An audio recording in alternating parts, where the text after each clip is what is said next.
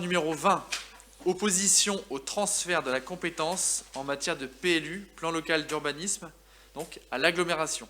Je laisse la parole à Monsieur Mickel, adjoint à l'urbanisme et à l'habitat. Merci. La ville de Houilles est membre de la communauté d'agglomération Saint-Germain-Boucles de Seine. La loi du 24 mars 2014 pour l'accès au logement et un urbanisme rénové, dite loi ALUR, a entériné le transfert obligatoire et définitif de la compétence en matière de planification urbaine locale aux communautés de communes et aux communautés d'agglomération. Ce transfert de compétences devait devenir effectif en date du 26 mars 2017 pour toutes les intercommunalités concernées qui n'avaient pas auparavant acté volontairement ce transfert. Toutefois, le législateur avait également prévu un dispositif permettant de s'opposer à ce transfert. Si au moins 25% des communes membres d'une intercommunalité représentant au moins 20% de sa population avaient délibéré dans les 3 mois précédant la date du 26 mars 2017 pour manifester leur opposition, le transfert de compétences n'avait pas lieu. En usant en 2017 de cette possibilité d'opposition au transfert, les communes de la communauté d'agglomération Saint-Germain-Boucles de Seine sont restées sur un exercice de la compétence pour chaque commune. Cependant, la loi ALUR a également intégré un mécanisme de revoyure dans le cas où le transfert n'avait pu avoir lieu au 26 mars 2017 en raison de l'opposition des communes.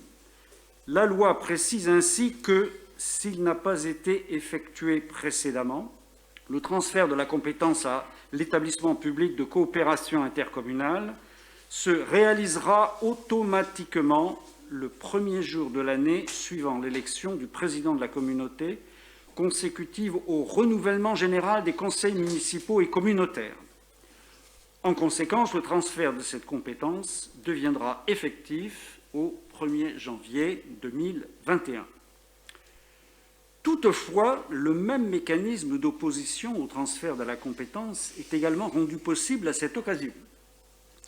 Pour ce faire, au moins 25% des communes, représentant au moins 20% de la population, doivent délibérer entre le 1er octobre et le 31 décembre 2020 afin de s'y opposer. En cas d'opposition au transfert au 1er janvier 2021, l'intercommunalité pourra décider de se doter ultérieurement de cette compétence à tout moment, de manière volontaire, par délibération de son conseil communautaire. Dans ce cas, les communes conserveront la possibilité de s'opposer en délibérant dans les 3 mois suivant la décision de l'intercommunalité, avec toujours la règle minimale d'au moins 25% des communes représentant au moins 20% de la population. Enfin, à noter qu'une fois le transfert de cette compétence effectué, il deviendra définitif et il ne sera plus possible de la restituer aux communes. La communauté d'agglomération est partiellement couverte par, d'une part, un schéma de cohérence territoriale, un SCOT, celui de l'ancienne communauté d'agglomération Boucles de Seine, approuvé le 28 octobre 2015. D'autre part, un programme local de l'habitat intercommunal, PLHI, en cours de validité, approuvé le 28 octobre 2015, correspondant au PLHI de l'ancienne communauté d'agglomération. Par délibération du 30 juin 2016, la communauté d'agglomération actuelle a lancé une procédure d'élaboration d'un PLHI pour la période 2018-2024, mais la procédure a été suspendue en septembre 2018. Dans l'intervalle, le 7 décembre 2017, le Conseil communautaire votait le premier projet de territoire de la communauté d'agglomération. La commune de Houilles a, quant à elle, approuvé la révision de son plan local d'urbanisme, son PLU, par délibération du 15 décembre 2016. Souhaitant disposer d'un document d'urbanisme de portée stratégique et réglementaire qui traduira son propre projet de territoire, l'équipe nouvellement élue a décidé de s'engager dans une nouvelle procédure de révision générale. Dans ce contexte, et celui d'un renouvellement général des conseillers communautaires, il apparaît prématuré de transférer à un échelon intercommunal la compétence plan local d'urbanisme. En effet, un travail préparatoire au transfert du PLU doit être conduit pour définir une vision commune qui permettra d'engager dans le futur l'élaboration d'un plan local d'urbanisme intercommunal. Par ailleurs, dans cette attente, l'élaboration d'un document à l'échelon communal permettra de l'adapter au plus près des spécificités locales et de traduire au mieux les objectifs communaux, notamment la préservation du cadre de vie des Auvillois.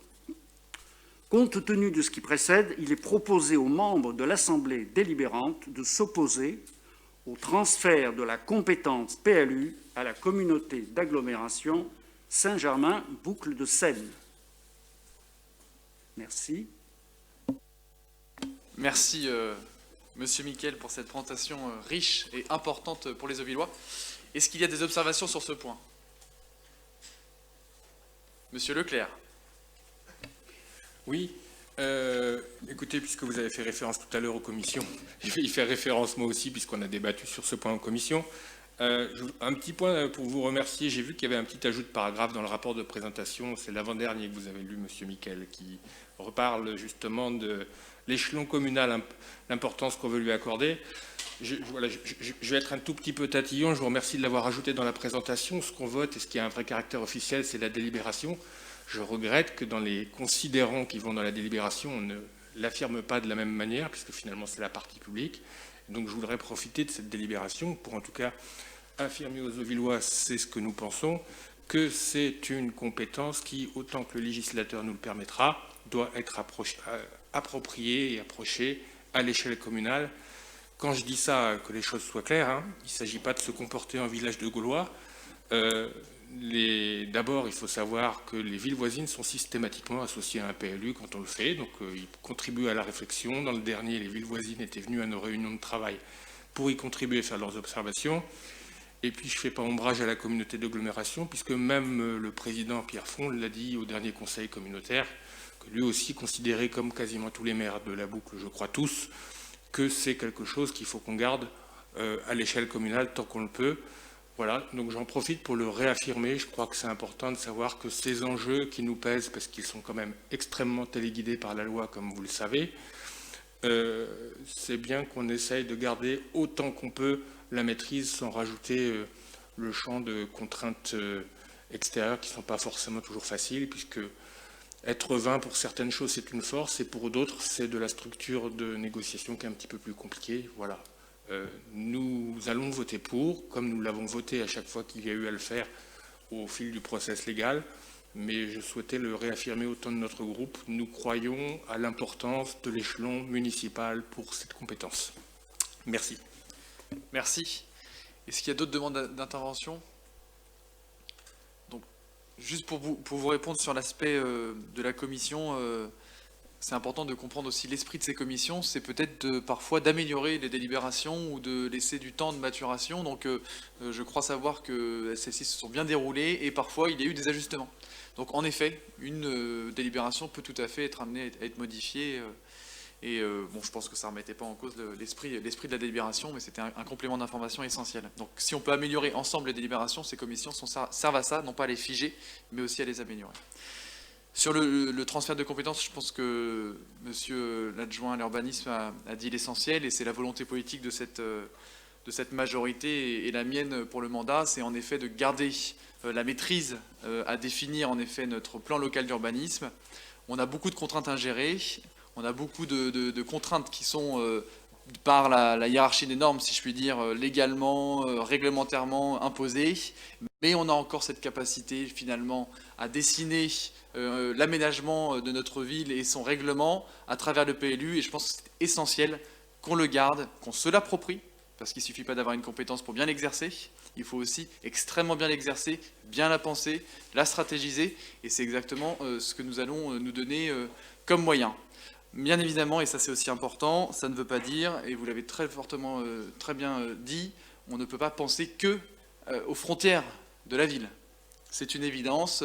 La ville entre Sartrouville et Beson ou Carrière, à certains égards, les frontières ne se distinguent plus. On appelle ça une conurbation. Donc il faut que... et les gens la vivent sans s'arrêter à la frontière pour passer une barrière douanière.